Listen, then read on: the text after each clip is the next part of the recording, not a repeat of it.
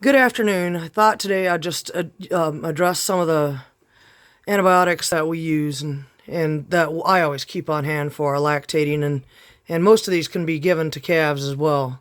They all have their reasons behind them, so I'll kind of quick go through that.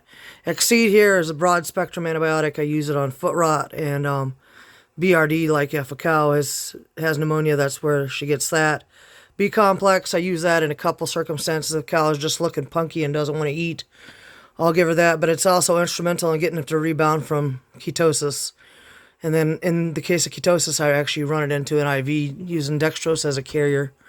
LA200, pretty self-explanatory there. That's tetracycline.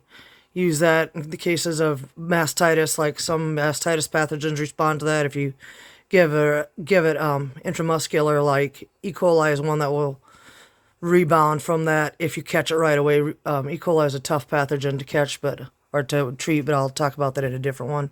Oxytet 100 is tetracycline, but it has to be given IV only.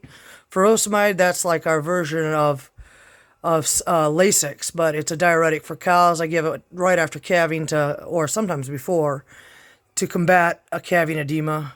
Predaf, that is a corticosteroid. The alternate to that is, of course, dexamethasone. Predaf sometimes I can get away with, but I believe that it's not on the label, so take this with a grain of salt. But I do give that also to pregnant cows. Dexamethasone you cannot. Prevail, that's Banamine. So swelling with mastitis or any lameness issues where she just needs some pain relief, that does a wonderful job with that, and that's IV only for dairy cattle. Oxytocin, come in post-calving, don't want to let down that milk. That's instrumental in that. You can give it either IV or intramuscular.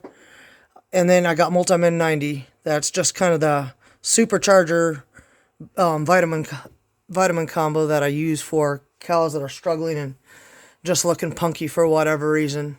So that's stuff that I always keep on hand, and then I'll address IV fluids soon.